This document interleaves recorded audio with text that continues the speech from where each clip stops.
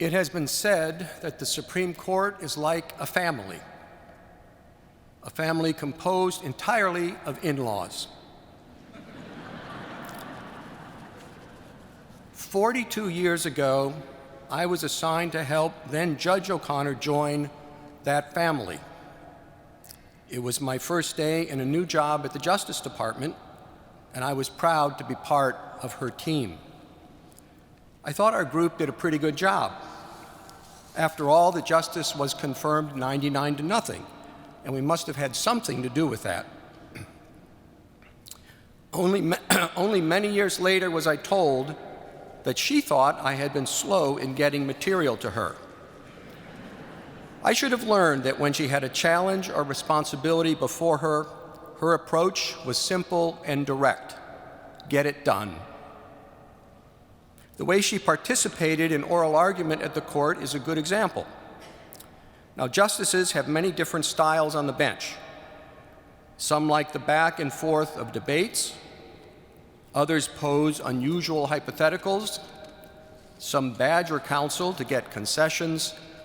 Others spell out a particular theory at length and ask for comment. Now, all this is fine and good, but Justice O'Connor was different. After the advocate had gotten through only a couple sentences, the justice would jump in before her colleagues could with a well-prepared question. The question was clear, direct, even enunciated carefully. It went to the heart of the lawyer's case with no fluff. Her approach was, let's get what's most important to me on the table at the outset. Get it done. Another example came the day I was nominated to succeed Justice O'Connor. Reporters had asked her what she thought of the nomination. She had nice things to say, but ended by noting that the only problem was I didn't wear a skirt. My initial reaction was, of course, everything's negotiable. But fortunately, it didn't come to that. She called me later that day and said there's something very important that I had to do right away. My ears perked up. She said, you have to hire by incoming law clerks, or they won't have jobs. My ears unperked. But she saw a problem for the clerks and a solution, and she wanted to get it done so they could rest easy. She seemed a bit put out when I said I probably would wait until I was confirmed to do anything on the subject. Now, Justice O'Connor had set her actual departure date from the court to coincide with the day her successor was confirmed. But a second vacancy on the court and associated delays led to her and I sitting together for more than half the next term. That was enough time for another lesson. She and I were discussing a case in chambers, and I think she grew tired of my on the one hand and on the other hand. She simply got up and said, you just have to decide. There was impatience in her voice, but I don't think it was entirely due to me. She had made her own decision about the future and announced her retirement 6 months earlier. I think she was anxious to get it done.